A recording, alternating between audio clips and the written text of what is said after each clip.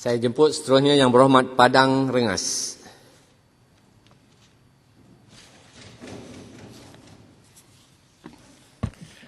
Tuan Ketua, pertama sekali saya ingin mengucapkan banyak terima kasihlah kerana memberi kesempatan kepada saya untuk mengambil bahagian dalam perbahasan bajet ini. Saya ingin menjunjungi kasih kepada Agong di atas keputusan yang telah dibuat oleh beliau bagi menolak darurat baru-baru ini. Saya berkata demikian tanpa ada apa-apa agenda politik, tapi sebagai seorang yang mengamal demokrasi dan juga sebagai seorang ahli parlimen, maka sudah tentulah darurat ini merupakan satu perkara yang kita fikir bertentangan dengan demokrasi dan juga sebagai ahli parlimen, pol sepat dengan izin. Kerana kalau darurat ini diisytiharkan, maknanya iaitu bahawa sepanjang tempoh yang dibenarkan, parlimen akan digantung. Dan apabila parlimen digantung, maka dia punya kesannya serupalah seperti tidak ada demokrasi. Dan kita pun tidak tahu berapa lama yang diminta, tapi kalau dalam perlembagaan sekurang-kurangnya 6 bulan. Dan di masa 6 bulan ini satu masa yang panjang untuk kita tidak membenarkan parlimen bersidang. Namun saya ingin menyatakan itu bahawa keputusan yang dibuat oleh Seri Paduka Yang di-Pertuan Agong adalah satu keputusan yang tepat dan betul. Right and proper. Kerana apa yang dilakukan oleh beliau itu, baginda, apa yang dilakukan oleh baginda itu adalah merupakan sebenarnya kuasa yang sememangnya diberikan kepada baginda untuk berbuat demikian, iaitu di bawah artikel 150. Kita kena faham iaitu bahawa perlembagaan ini adalah satu buku undang-undang tubuh yang semestinya apabila dianya dibentuk, diwujud, dia mesti senang difahami oleh rakyat. Dia bukan satu buku yang hanya dikhususkan kepada peguam, kepada pengamal undang-undang ataupun hakim-hakim. Mungkin kalau ianya untuk mereka, sudah tentulah bahasanya akan dipenuhi dengan bahasa-bahasa legal dan macam-macam lagi. Tapi perlembagaan ialah untuk orang biasa. Bermakna perkataan-perkataan yang digunakan itu bukanlah perkataan yang susah untuk rakyat biasa memahami. Apa yang disebut, itulah. Dan lagi satu perkara yang kita bila bercakap tentang perlembagaan, satu, dia mesti mudah difahami. Kedua, versi sahih ialah versi bahasa Melayu, iaitu bahasa kebangsaan.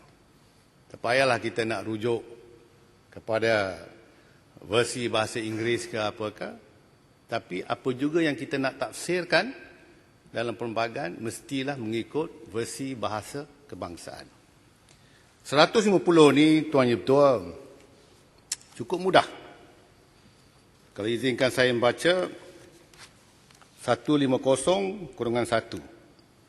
Jika Yang di-Pertuan Agong berpuas hati bahawa suatu darurat besar sedang berlaku yang menyebabkan keselamatan atau kehidupan ekonomi atau ketenteraman awam di dalam persekutuan atau mana-mana bahagiannya terancam, maka Yang di-Pertuan Agong boleh mengeluarkan satu proklamasi darurat dengan membuat dalamnya satu pengisytiharan yang bermaksud sedemikianlah, macam-macamlah ditulis bawah tu.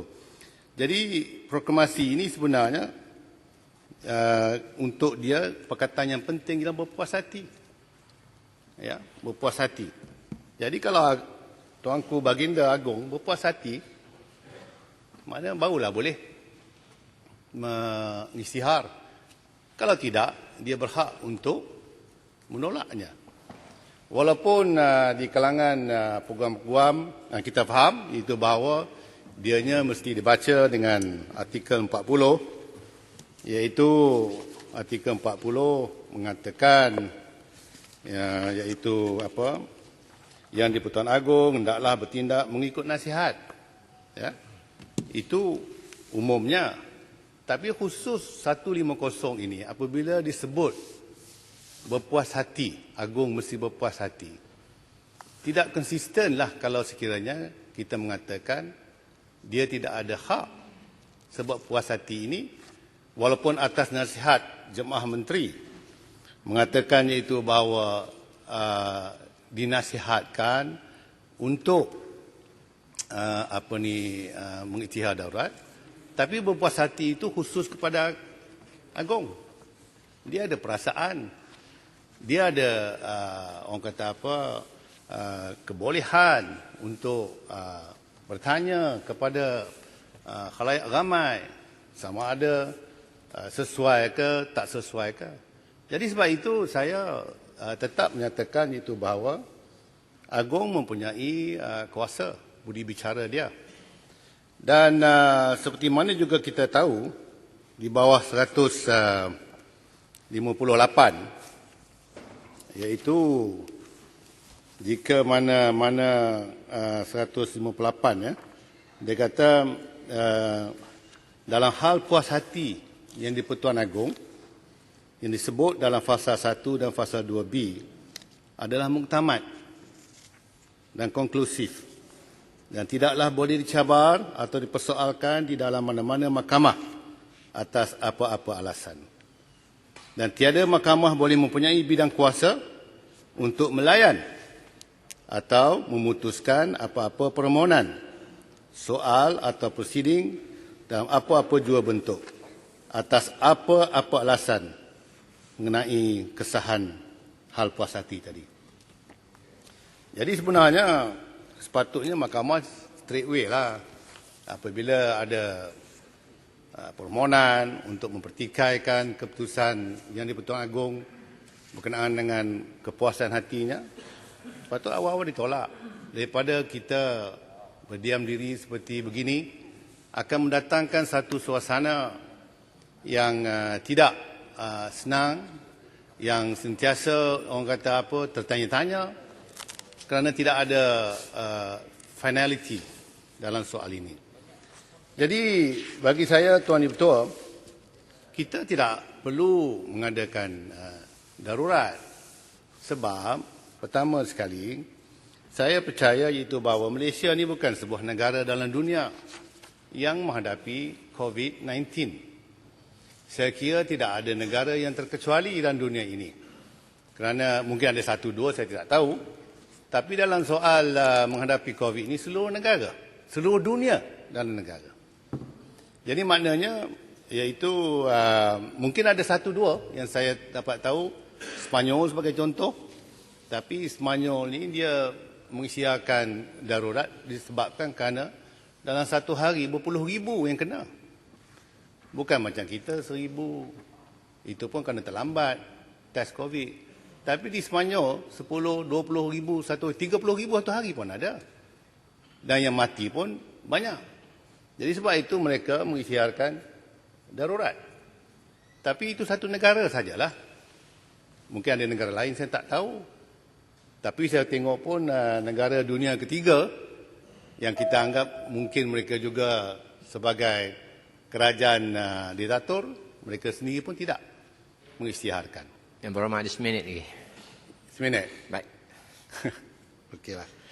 Cuma saya nak menyatakan di sini itu bahawa tak usahlah mengadakan keadaan lebih teruk lagi kalau kita mengheret yang di-Pertuan Agong itu ke mahkamah untuk mempertikaikan keputusan berkenaan dengan hak berpuas hati dia untuk menolak permintaan untuk mengadakan darurat. Namun Tuan Dipertua, saya ingin menyatakan saya juga sebagai arau dan juga sebagai pekan kita menyokonglah bajet ini dan kita mintalah supaya dua perkara iaitu EPF dan juga moratorium itu diberikan pertimbangan yang positif dan sebaik-baiknya. Terima kasih. Terima kasih Yang Berhormat Padang Rengas.